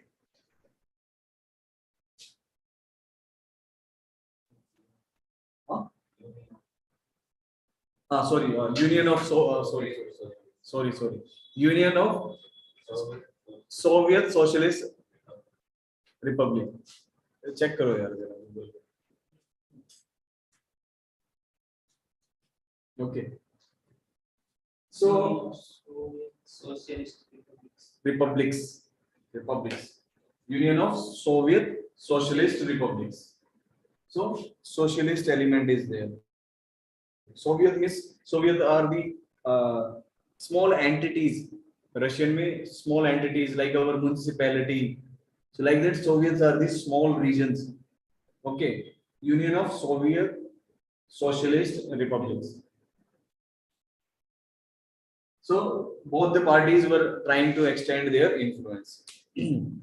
Various arenas, various fields of life they used to compete, whether it is diplomacy, whether it is agreements, whether it is sports, whether it is armaments in the sense nuclear proliferation, whether it is culture, anything. So there was a competition between the two blocks. And later on, after a few years, the trend happened. For example, two neutral countries are conflicting with each other. So these two parties were siding with either of the countries. So there was a kind of proxy war, indirect war between these two parties. Even though two nations are fighting, but silent support from both the sides on each side. Okay, so that kind of arrangement was there. So that is what we have written here. Diplomats and secretaries make alliances and counter alliances. Essentially, a propaganda warfare. Mass media played an important role in Cold War. Both the blocs tried to convince the world that their ideology is best for their development. Okay. Expression of geo conflict between Cold War was an expression of geopolitical conflict between USA and USSR. Both superpowers tried to expand their influence by having favorable regimes in different nations. Some capitalist regime they want to establish, some communist regime they want to establish. So they wanted to have favorable regime. Like now also it is happening Syria, whether you see Syria, Yemen, any of the West Asian countries you see, whatever conflicts are happening. For that matter, Afghanistan also, before this Taliban, and even later on also we don't know how the things will unfold. So two parties mainly will be there. Even for that matter, Ukraine now. Okay, Ukraine with now China also coming as a third entity, bigger entity, superpower. So that is another geopolitical change which is happening now. So, like some examples we are given here, some conflicts happened. Greek War, 1946 and 48, Korean War, North Korea and South Korea, 50 to 53. Then Vietnam War. So either side USSR was there and other side USA was there. So ultimately the country devastated the most. These guys are providing support, arms, ammunition. You see the condition of Syria. They are fighting. Rebels are there, and this guy, what is his name? Bashar al-Assad. I think Bashar al-Assad, the ruler there. So ultimately, the country is losing. They are getting their money for arms and ammunition. Okay, so conflicting arenas were there. Fought in every sphere. Cold War was fought in every sphere of human activities, whether arms race, space race, sports. That is why that time it started. Space race. I'll make moon pay. My person will land and your person will land. Somebody will go to space station. My person will go like that. Okay, now Russia also said something. Nah? We want to come out of International Space Station. Whatever some agreement is there, we want to establish our own arrangement. Something recently I have read in newspaper. Okay. So Cold War involved shadow fighting, like Greek War, Korean War, Vietnam War. Again, these are the examples. Factors responsible for Cold War. First factor is ideological difference. Two different ideology. Okay. So result of ideological differences between America and Soviet bloc. American bloc is capitalist in nature. Soviet bloc is communist in nature. Larger background can be traced back to Russian Bolshevik Revolution. We will see that Russian Revolution, what has happened.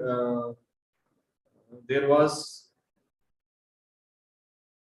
something called as whites. We will see that. You will understand. Right now, as of now, you take it as some background in Bolshevik Revolution, because it was a revolution where communists toppled the existing regime, and first time kind of power came into the hand of people. Okay, French Revolution is entirely different. Yahan ideologies are different. Lenin he brought some economic changes, 5-year plan and all whatever we have taken from Russia. Okay, so first time communist ideology came into power. So it was first successful communist revolution. The attitude of capitalist bloc towards Russian communism transformed Russia into a staunch enemy. Okay, something I mentioned here. So they toppled the existing czar, or that time some ruler was there. He was called as czar. Russia mein the ruler was called as czar. He was toppled, and communist regime came into picture. Now what happened? These capitalist countries, European powers, they sponsored some of the capitalist rebels or pro-capitalist rebels in Russia or that time. Okay, those rebels were called as whites. So they were fighting against these guys, communist bloc, communist regime. So there was a civil war in Russia after 1918. There was a civil war in Russia. Okay, so ultimately this communist regime emerged victorious out of that civil war, and finally USSR came out in picture. 1924 May this war ended. Okay, so Russia became USSR. Okay, USSR. So whites were defeated. So there was a resentment in communist bloc, especially Russia, कि these capitalist countries do not want us to flourish, do not want our ideology to flourish. They are against us. This civil war or the sponsoring of the whites was one example. One example for difference between these two parties. Another example was, I told, opening of the second front. You understood what I have said, right? Whites were sponsored by capitalist countries. Obviously, it will give an anti-feeling among the communist regime. Now, second thing was, at that time, Stalin was the president. Stalin was the president of Russia. Hmm. Hmm.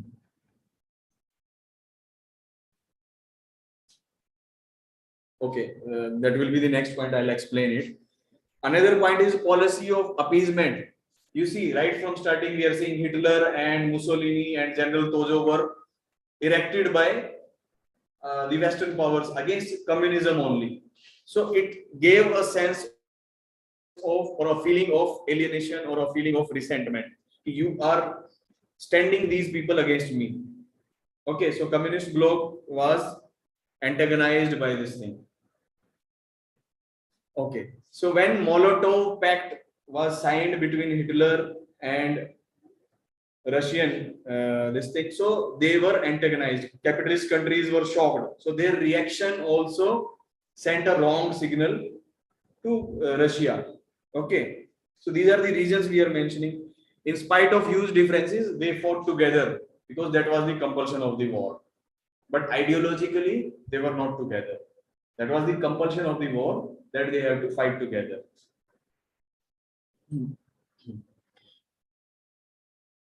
Another point is issue of opening of second front. Just now I have mentioned. This is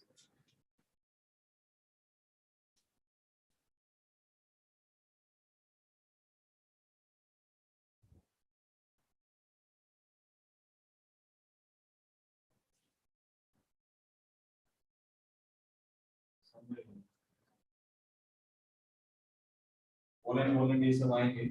So assume that this is Russia. And here Spain is there.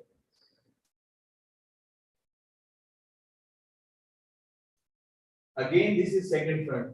If you see in World War II, already Germany has captured France. Okay, so it was almost to great extent it was under hold. So when in 1942 Germany attacked Russia, Russia was saying you open this second front. So for next 2 years, the capitalist countries or European powers did not open the second front. So that sent a wrong signal to Stalin. He thought they want us to be destroyed, then they will open. So it sent a, when I need help, you are not helping. You are saying wait, wait, wait. When I am about to be destroyed, then you are sending help. So it sent a wrong signal to Stalin. Ki capitalist countries did not intentionally open the second front. They want Russia to be destroyed first and then they will tackle it. So that was the understanding. So this is what we have mentioned here. Stalin asked for opening of the second front in Spain so as to reduce Soviets' pressure.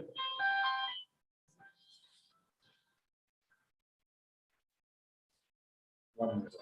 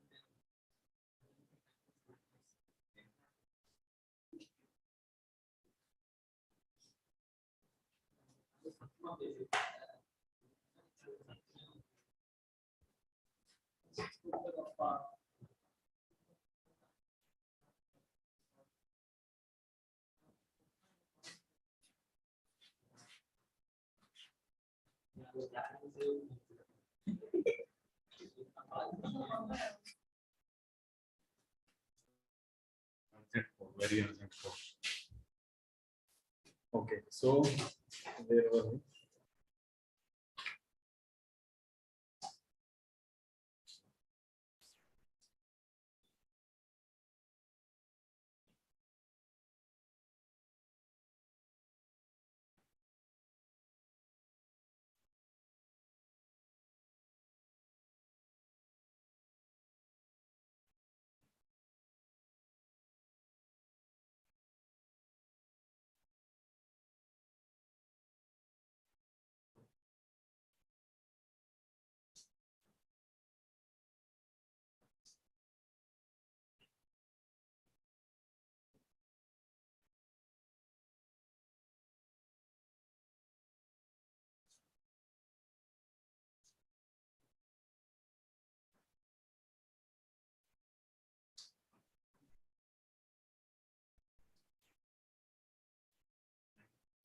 Sorry for wastage of the time.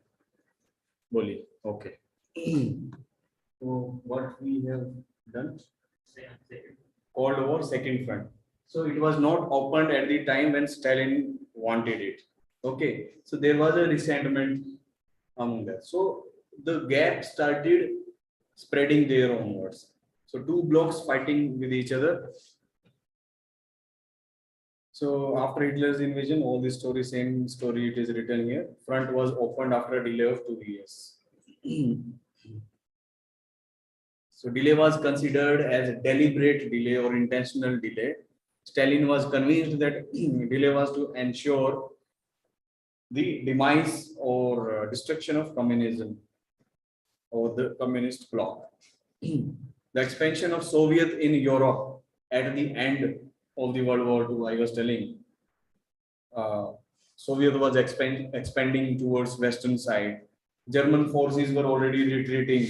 Japan was about to surrender, but this force was taken as a threat by Western powers. Dropping of the nuclear bomb on Japan was a kind of retaliation between the two blocs. Okay. It was widely believed that bombs were dropped to send a signal to check your progress.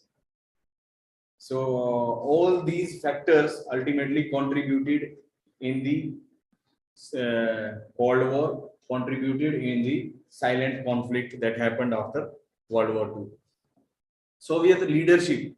So there was a difference afterwards also. Soviet leadership wanted to impose harsh treaty on Italy and Germany, whereas Western powers did not want to repeat the mistake of Treaty of Versailles.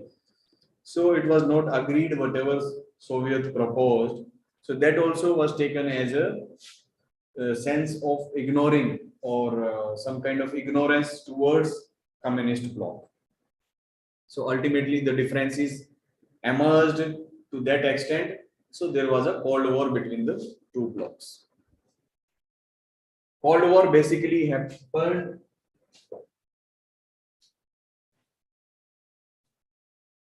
mainly in three phases. First phase, aggressive approach was there.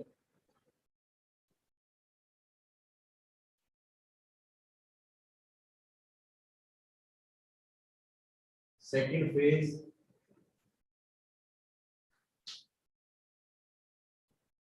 is called as phase of thaw, and thaw plus again revival. Revival means aggression again.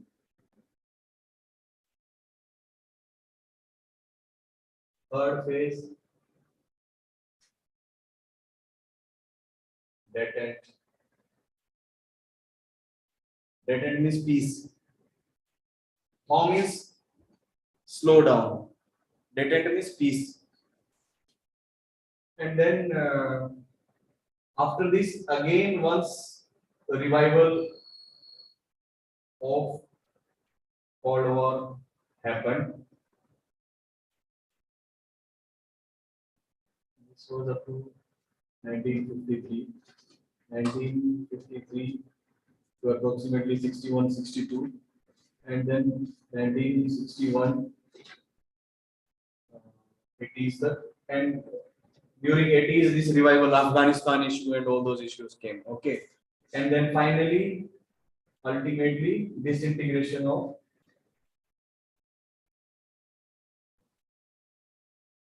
USSR. So in these 4 or 5 phases, various important events have happened, which will make your current affairs to today's international relation, whatever situation is there in today's world. So this will be part of your current affairs ka background. Okay, we will see that what is NATO, why NATO came into picture, what is Eastern Germany, Western Germany, disintegration. Now every time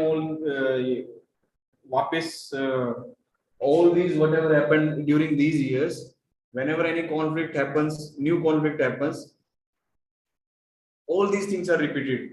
The thoughts, memories of this phase comes back in the mind of USA as well as USSR, and their approach happens accordingly. Okay, so they follow their approach accordingly.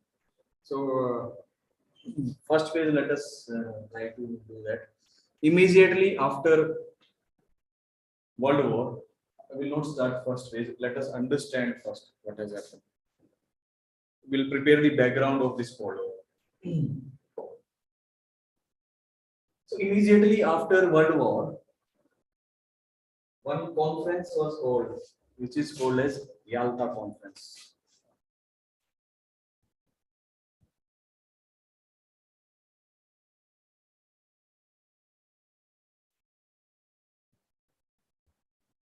Okay, it's not like Peace Paris Conference or something. Even though like that, but it is not as elaborate as that. So who was the loser in this, bigger loser in this World War? Germany, obviously, right? Germany was the biggest loser. So in Yalta Conference, some arrangement was made. What arrangement was made? Germany was divided in 4 parts. Okay. One part USSR will have control. One part USA will have control. One part Britain will have control. One part France will have control. Okay. So this is Germany. Now there was German capital, Berlin. Berlin was also divided in 4 parts.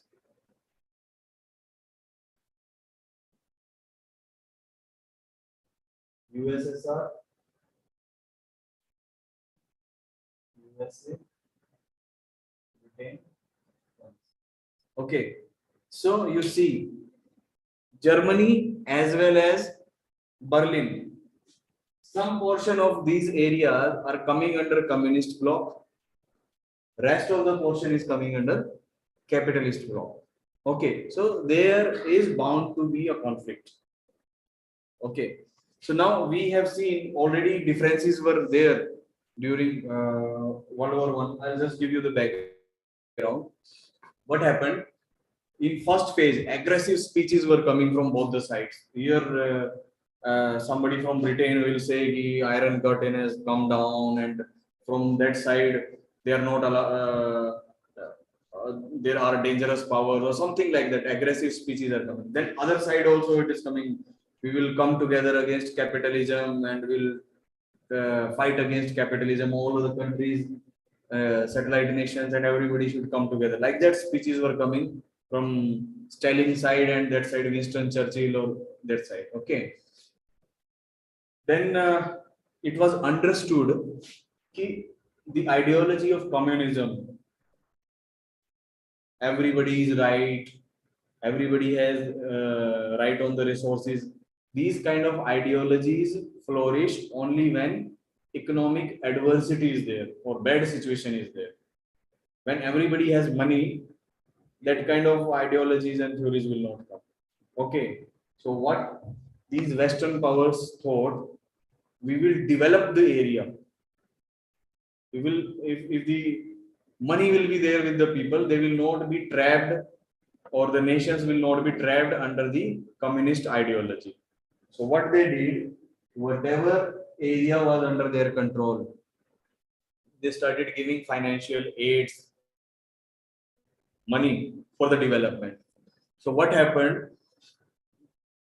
The condition of USSR, and this side you will see Poland, Czechoslovakia, satellite state, they were having lesser financial arrangement. This side they were having more financial arrangement. Okay, because USA also was supporting. Okay, so they developed this portion of Germany, which was controlled by capitalists. They developed this portion of Berlin, which was developed controlled by capitalists. So there was, but the area under control of USSR, whether it is Germany or Berlin, could not develop as much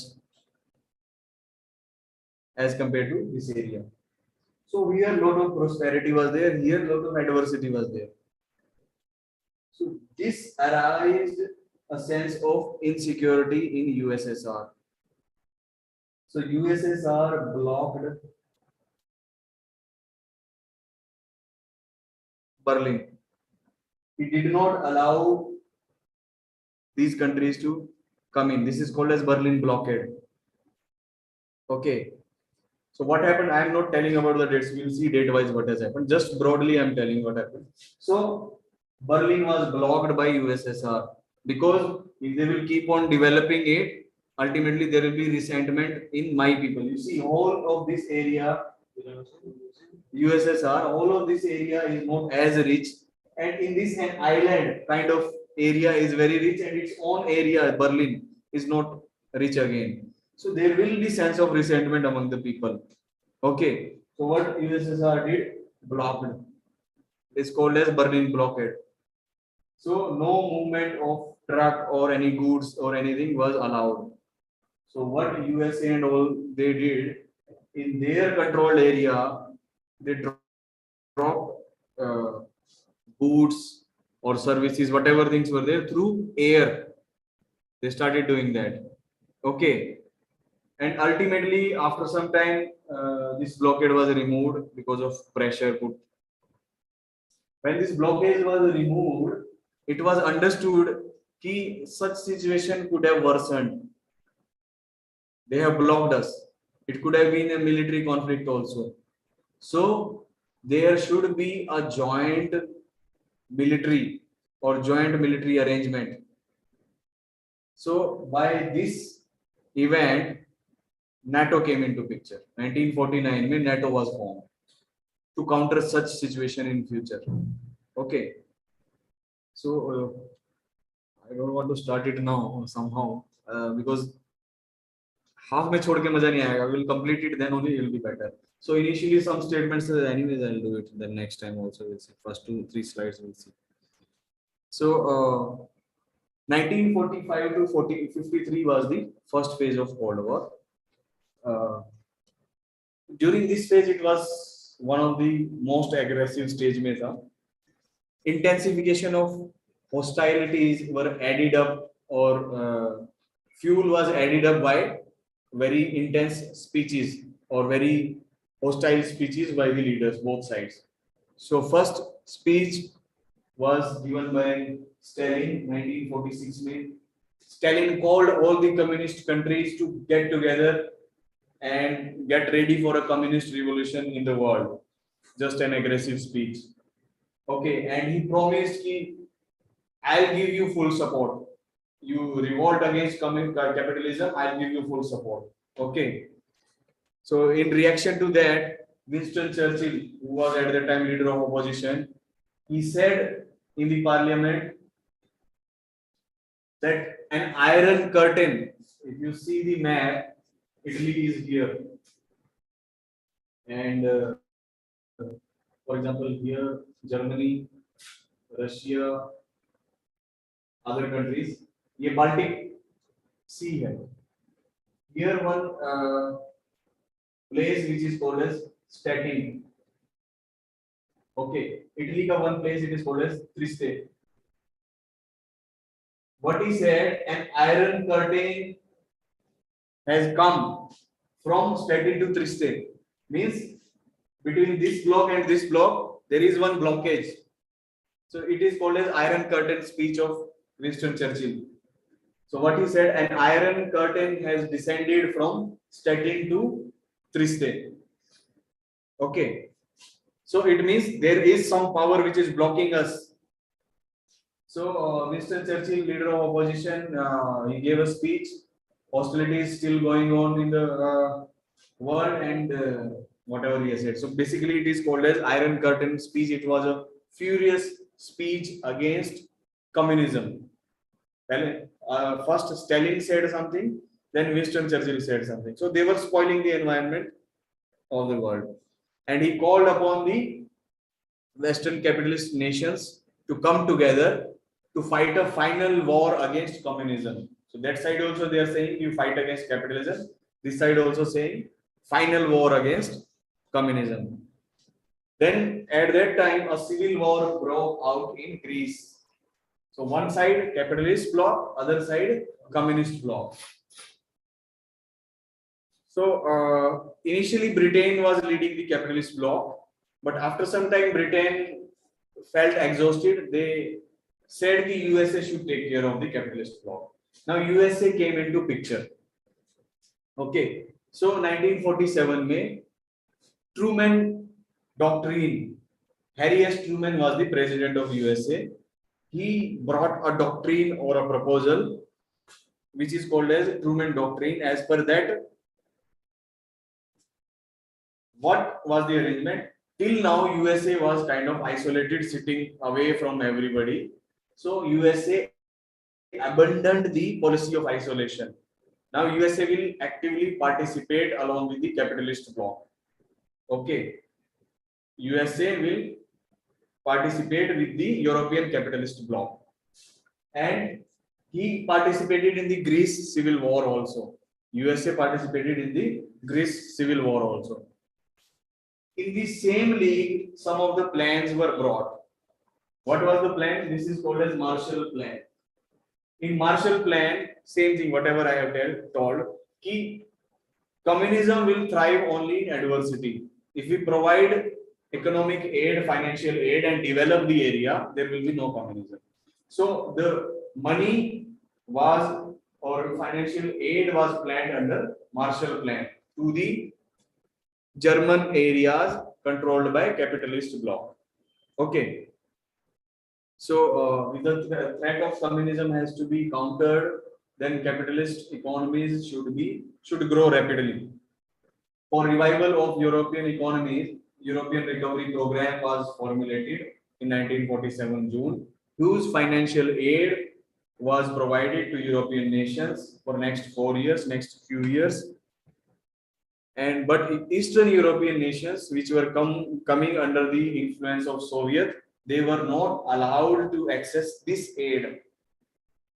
So they were there. USSR brought some plan. Okay, so it helped in rapid economic progress of the capitalist controlled area of Germany as well as Berlin. Okay, so Eastern Europe could not develop as much as the Western Europe. Soviet Union could not tolerate such an humiliation, because in their own area, one area is very poor, one area is very rich, and their own control area is very poor. So it was shattering the image of Soviet Union. So ultimately, Europe got divided in two parts. One is this bloc poor area, other one is capitalist area. Germany already was divided in two parts. In 1947, Comminform Communist Information Bureau was set up by Soviet Union. You see, when such things are happening, one side is developing, obviously there will be resentment in the communist controlled area. Now to control this resentment, this Communist Information Bureau Cominform was formed by Soviet Union. Okay, so that they can control the resentment or any rebellion which is anticipated. Stalin emphasized that government in satellite nations means surrounding nations of USSR. The government in these nations should be communist, not only communist, it should be Russian style communist, or the Stalin style communist. Okay, so that was his motive. Then Berlin blockade we have seen. 1948 to 1949. Berlin was divided in four parts as bloc nations could not reach an agreement. So due to Marshall aid, capitalist control, Berlin was becoming a symbol of prosperity. Soviet controlled Berlin was facing economic hardships. An island of prosperity in the heart of adversity. So it was a matter of shame for USSR. So roads connecting to capitalist part were blocked. Roads connecting to USA, France, Britain, these roads were blocked, and it was hoped that now capitalist nations will forget it. But it did not happen. But capitalist countries did not surrender that area. What they did, they supplied the material and whatever required stuff was there through aerial route. So ultimately, in 1949, this Berlin blockade was lifted up, and it gave rise to NATO. NATO was born. The Berlin blockade opened the eyes of Western democracy about their military weakness and unpreparedness. And so, in April 1949, NATO was formed. Now also issue is with NATO. Upper Finland, they are making member. So Finland is just on the north of Russia. Okay, so kind of surrounding. So here also they will have access. Similarly, Ukraine will be there. So from downside also they will have access towards Russia. Okay. So in September 1949, Soviet emerged as a nuclear. So one action, NATO was formed. Then Soviet declared themselves as a nuclear power. Reaction. So September 1949, Soviet emerged as a nuclear power. Okay. Then October 1949 में China was liberated and it came out as a another communist country. So communist bloc got some more strength. And 1950s में Sino-Soviet Friendship Pact. So both the communist blocs got together. So balance of power kept on shifting from one side to another side. So these intensification of hostilities came openly in Korean Wars. That time you will see later on American Revolution, American Revolution, Russian Revolution, Korean Wars. All these things we are going to see in next classes. So Korean Wars में two parties were fighting. USA one side, USSR one side, USSR plus China. So these hostile in the second phase we will see next time. So this was the first phase where aggression was going on. Okay. In the second phase we will see in the next class. Okay.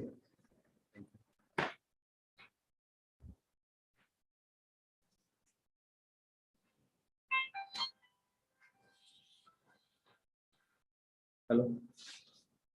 Hello.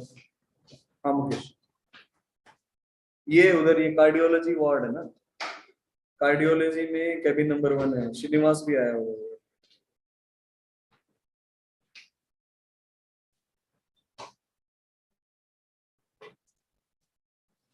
ऊपर ऊपर होगा cabin number 1।